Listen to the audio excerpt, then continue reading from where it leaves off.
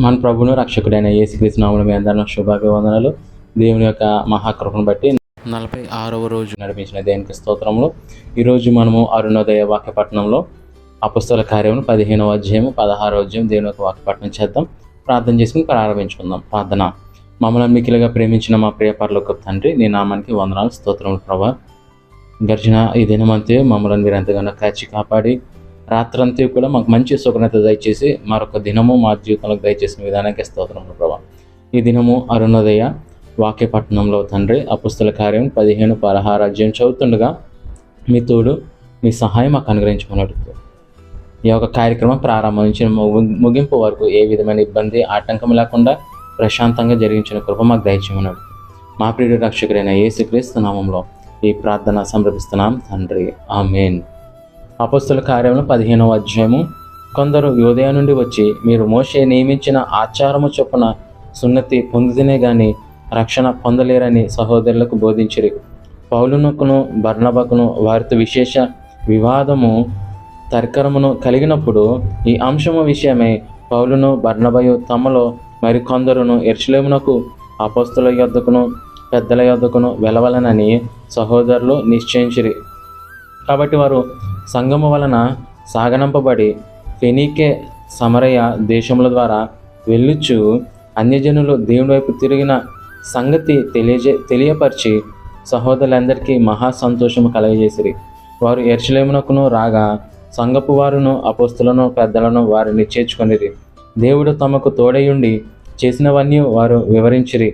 పరిసయ్యుల తెగలో విశ్వాసులైన కొందరు లేచి అన్యజనులకు సున్నతి చేయింపవలననియు మోషే ధర్మశాస్త్రమును గైకొనడని వారికి ఆజ్ఞాపింపవలననియు చెప్పిరి. అప్పుడు అపొస్తలులను పెద్దలను ఈ సంగతిని గూర్చి ఆలోచించుటకు కూడి వచ్చిరి. బహు తర్కరము జరిగిన తర్వాత పేతురు లేచి వారితో ఇట్లనెను, సహోదరులారా, ఆరంభమందు అన్యజనులు నా నోట సువార్త వాక్యము విని విశ్వసించులాగున మీలో నన్ను దేవుడు ఏర్పరచుకొనెనని మీకు తెలియను. మరియు హృదయములను ఎరిగిన దేవుడు మనకు అనుగ్రహించినట్టుగానే వారికి పరిశుద్ధాత్మను అనుగ్రహించి వారిని గూర్చి సాక్ష్యమిచ్చును. వారి హృదయములను విశ్వాసము వలన పవిత్రపరిచి మనకును వారికి ఏ భేదమైనను కనపరచలేదు గనుక మన పితరులైనను మనమైనను మోయలేని కాడిని శిష్యులు మెడ మీద పెట్టి, మీరెందుకు దేవుని శోధించుచున్నారు? ప్రభు అయిన యేసు కృపచేత మనము రక్షణ పొందుదామని నమ్ముచున్నాము కదా, అలాగే వారును రక్షణ పొందుదురనిను. అంతటా ఆ సమూహం అంతయు ఊరుకుండి బర్నబాయు పౌలును తమ ద్వారా దేవుడు అన్యజనులలో చేసిన సూచక్రియలను అద్భుతములను వివరించగా ఆలకించును. వారు చాలించిన తర్వాత యాకోబు ఇట్లనెను, సహోదరులారా, నా మాట ఆలకించుడి. అన్యజనుల నుండి దేవుడు తన నామము కొరకు ఒక జనమును ఏర్పరచుకొనుటకు వారిని ఎలాగో మొదట కటాక్షించునో సుమియోను వివరించి ఉన్నాడు. ఇందుకు ప్రవక్తల వాక్యములు సరిపడి ఉన్నవి. ఎట్లనగా, ఆ తర్వాత నేను తిరిగి వచ్చేదను, మనుషులలో కడమవారును నా నామము ఎవరికి పెట్టబడెనో ఆ సమస్తమైన అన్యజనులను ప్రభువును వెదుకున్నట్లు పడిపోయిన దావీదు గుడారమును తిరిగి కట్టేదను, దాని పాడైన వాటిని తిరిగి కట్టి దానిని నిలవబెట్టేదనని అనాది కాలం నుండి సంగతులను తెలియపరిచిన ప్రభువు సెలవిచ్చుచున్నాడు అని రాయబడి ఉన్నది. కాబట్టి అన్యజనుల నుండి దేవుని వైపు తిరుగుచున్న వారిని మనము కష్టపెట్టక విగ్రహ సంబంధమైన అపవిత్రత జారత్వమును గొంతు పిసికి చంపిన దానిని రక్తమును విసర్జించుటకు వారికి పత్రిక వ్రాసి పంపవలెనని నా అభిప్రాయము. ఏలైనగా సమాజ మందిరములలో ప్రతి విశ్రాంతి దినమున మోషే లేఖనములు చదువుట వలన మునుపటి తరముల నుండి అతని నియమమును ప్రకటించువారు ప్రతి పట్టణంలో ఉన్నారని చెప్పాను.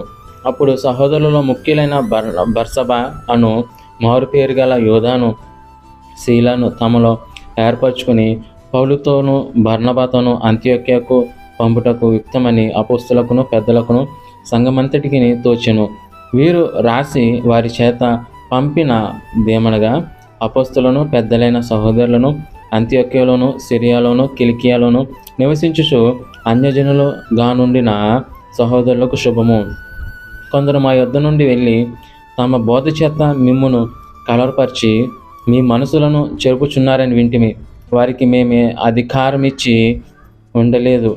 గనుక మనుషులను ఏర్పరిచి మన ప్రభువైన యేసుక్రీస్తు పేరు కొరకు తమను తాము అప్పగించుకొనిన బర్నబా, పౌలు అను మన ప్రియులతో కూడా మీ యొద్దకు పంపడం యుక్తమని మాకందరికీ ఏకాభిప్రాయము కలిగెను. కాగా యోదాను, శీలాను పంపి ఉన్నాము.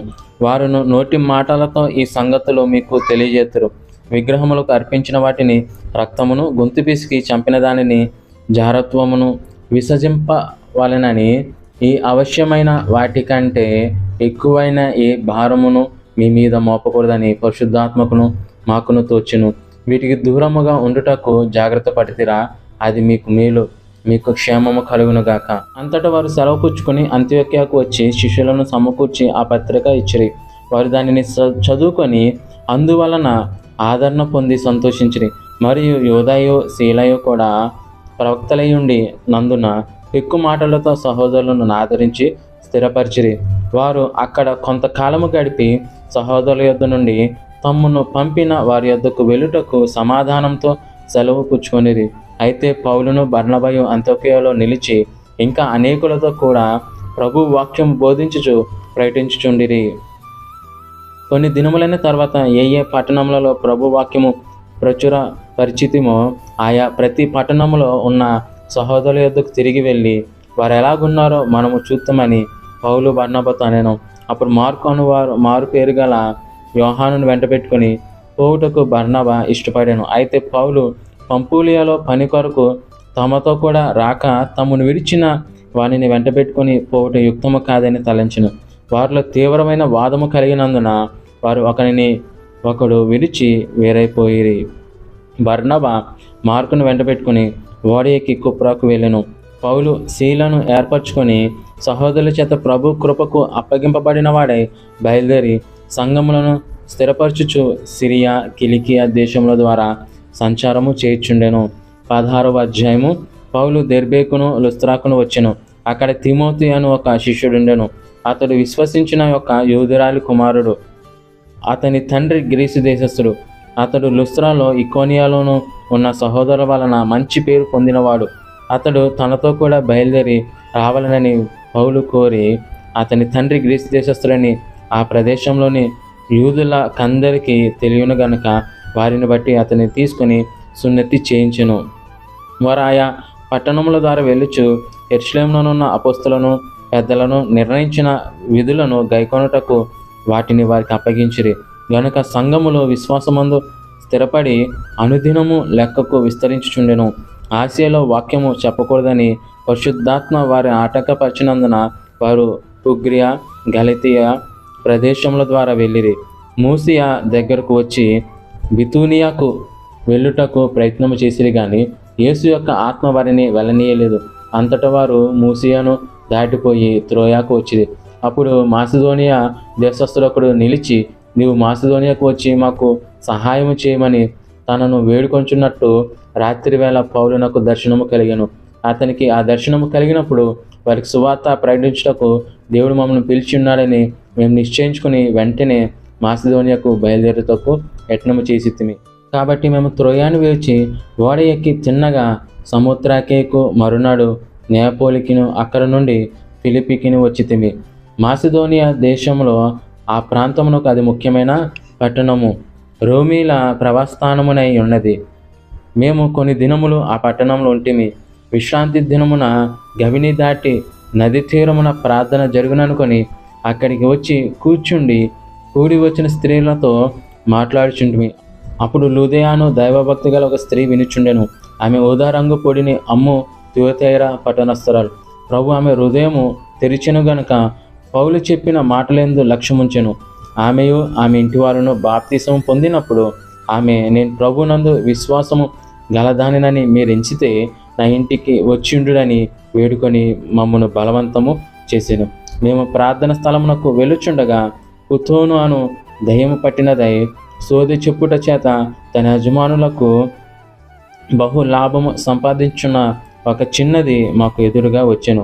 ఆమె పౌలును మమ్మను వెంబడించి, ఈ మనుషులు సర్వోన్నతుడైన దేవుని దాసులు, వీరు మీకు రక్షణ మార్గము ప్రచురించువారై ఉన్నారని కేకలు వేసి చెప్పెను.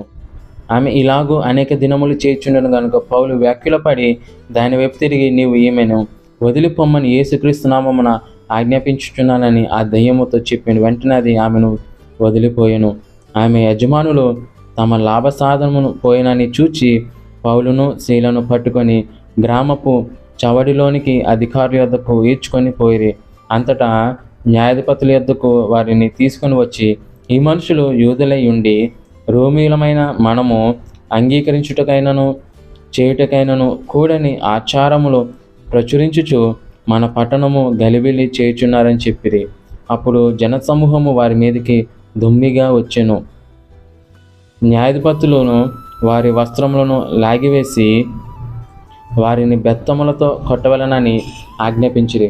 వారు చాలా దెబ్బలు కొట్టి వారిని చెరసాలలో వేసి భద్రముగా కనిపెట్టవలనని చెరసాల నాయకునికి ఆజ్ఞాపించిరి. అతడు అట్టి ఆజ్ఞను పొంది వారిని లోపల చెరసాలలోనికి త్రోసి వారి కాళ్లకు బండ వేసి బిగించెను. అయితే మధ్యరాత్రి వేళ పౌలును శీలయు దేవునికి ప్రార్థించుచు కీర్తనలను పాడుచుండిరి. ఖైదీలు వినుచుండిరి. అప్పుడు అకస్మాత్తుగా మహాభూకంపము కలిగెను. చెరసాల పునాదులు అదిరెను. వెంటనే తలుపులన్నీ తెరుచుకొనెను. అందరి బంధకములను ఊడెను. అంతలో చెరసాల నాయకుడు మేలుకొని చెరసాల తలుపులన్నీ తెరిచి ఉండుట చూచి ఖైదీలు పారిపోయారనుకొని కత్తి దూసి తను తాను చంపుకొనబోయెను. అప్పుడు పౌలు, నీవు ఏ హానియూ చేసుకొనవద్దు, మేమందరం ఇక్కడనే ఉన్నామని బిగ్గరగా చెప్పాను. అతడు దీపము తెమ్మని చెప్పి లోపలికి వచ్చి వణుకుచు పౌలునకును శీలకును సాగిలపడి వారిని వెలుపలికి తీసుకుని వచ్చి, అయ్యలారా, రక్షణ పొందుటకు నేనేమి చేయవలననెను. అందుకు వారు, ప్రభువైన యేసునందు విశ్వాసం ఉంచుము, అప్పుడు నీవును నీ ఇంటివారును రక్షణ పొందుదురని చెప్పి అతని ఇంటనున్న వారందరికీ దేవుని వాక్యము బోధించిరి.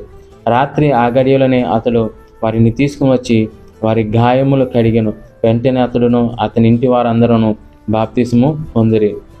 మరియు అతడు వారిని ఇంటికి తోడుకొని వచ్చి భోజనము పెట్టి దేవుని యందు విశ్వాసముంచిన వాడే తన ఇంటి వారందరితో కూడా ఆనందించును.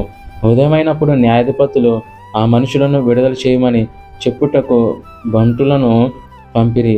చెరసాల నాయకుడి మాటలు పౌలునకును తెలిపి, మిమ్మును విడుదల చేయమని న్యాయాధిపతులు వర్తమానము పంపి ఉన్నారు కనుక మీరు ఇప్పుడు బయలుదేరి సుఖముగా పొండని చెప్పిను.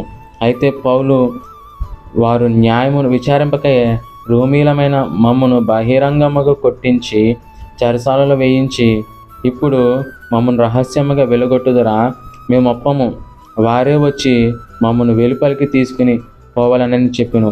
ఆ బంటులు ఈ మాటలు న్యాయాధిపతులకు తెలపగా వీరు రోమీలని వారు విని భయపడి వచ్చి వారిని బతిమాలుకొని వెలుపలికి తీసుకొని పోయి పట్టణము విడిచిపోండని వారిని వేడుకొనిరి. వారి చెరసాలలో నుండి వెలుపలికి వచ్చి లూదియ ఇంటికి వెళ్ళిరి.